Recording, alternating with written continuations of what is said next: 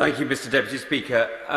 I must start with some moments of sadness, which is that though we've heard much praise of the vaccine system being in development at the moment, the reality is that we don't know whether this vaccine is coming, if it does come, how effective it will be, if it is effective, in which groups, and even if it is ineffective in wide groups, how easily it will be made and distributed.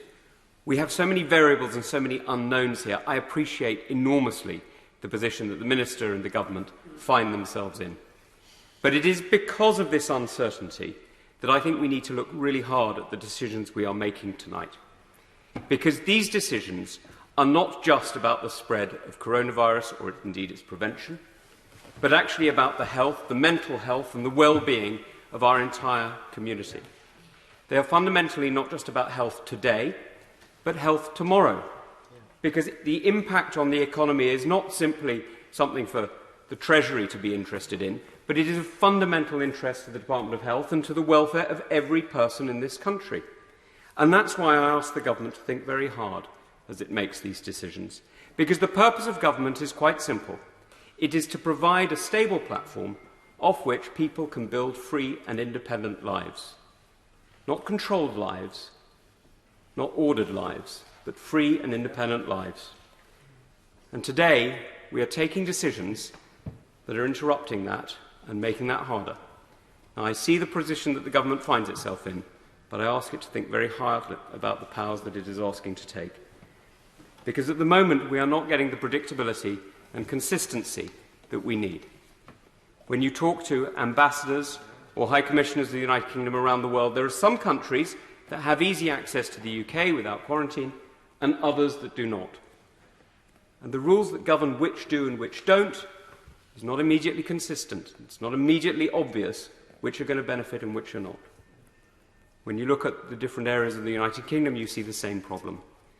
And this level of consistency, this level of predictability that is so essential for a free people to know and to invest in the way... I will.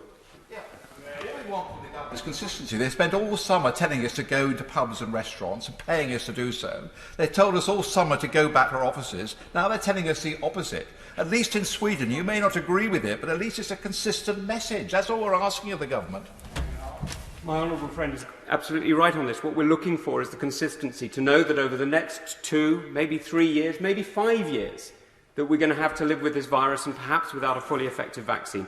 We have a system that people can rely on, can know that what they're doing, and can be able to plan their lives. Because at the moment, it's off the bus, on the bus, off the bus, on the bus. And for those of us who serve in uniform, you know how much time that wastes. You know how much time that takes.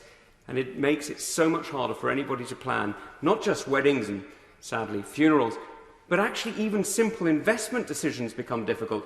And even those areas of the economy that are not closed down suffer because of the lack of predictability. So I ask the government to think very, very hard about the decisions it's taking, to devolve as much as possible locally so that those who are in closest touch with the populations that they are elected to govern are able to make the decisions to follow the track and trace, to understand the effects of the virus locally, can do so, but on a much wider scale, to come up with rules that can actually be relied upon, not just for a few weeks, not just for a few months, but sadly, possibly, for several years.